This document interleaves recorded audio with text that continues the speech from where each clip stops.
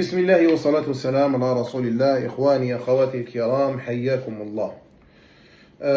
الحلقة رقم 14 من سلسلة الأجوبة على الأسئلة والرد على الشبهات للراقي يوسف الجزائري. كنا في الحلقة السابقة في سؤال: هل الرقية توقيفية أم اجتهادية؟ وبينا هذا بسنة رسول الله وأقوال العلماء. وحلقتنا اليوم هي: هل الرقية الشرعية هي باب طب وعلاج أو من باب تعبد إلى الله عز وجل؟ نقول عندما نقول التعبد مثلا، هل هي مثلا مثل الصلاة والصدقة وإلى غير ذلك؟ لا، هي باب طب وعلاج، باب تعبد من جهة. يقول رسول الله صلى الله عليه وسلم: من عمل منكم عملا فليتقنه.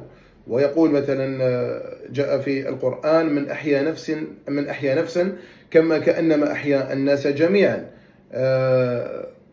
وأنت في قراءة القرآن كل حرف بحسنة والحسنة بعشر أمثالها والله يضاعف لمن يشاء. هذا كلهم باب تقرب من الله. أنت تقرأ القرآن أم تجتهد في قراءة القرآن، أو يكون عندك إخلاص النية إلى الله عز وجل في علاج الإخوة والأخوات، فهذا باب قربة إلى الله عز وجل، تتقرب الله عز وجل بهذه بالأعمال الصالحة التي تكون في الرقية، مثل مساعدة الناس وقراءة القرآن. فهذا باب قربة إلى الله، هذه تسمى أعمال الصالحة. ولكن هو في الأصل باب طب وعلاج، كما قال العلامة ابن القيم الجوزية رحمه الله: هو باب طب وعلاج. يقول الشيخ العلامة ابن باز رحمه الله: هو باب طب وعلاج. وقيل كل الناس تقول، كل مثلا العلماء ليس الكل، معظمهم يقول هو باب طب وعلاج. وكما جاء في القرآن الكريم: وقيل من راق وظن أنه الفراق. وقيل من راق كلا إذا بلغت التراقي. هذه التراقي.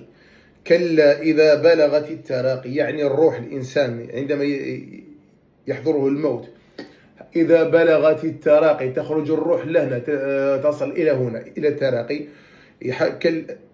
كلا إذا بلغت التراقي. وقيل من راق، من يرقيه الآن؟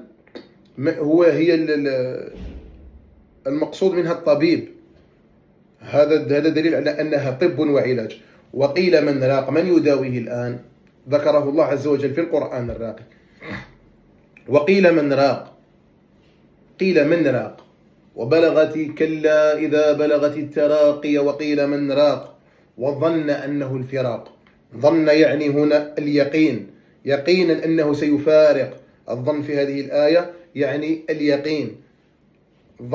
وظن أنه الفراق.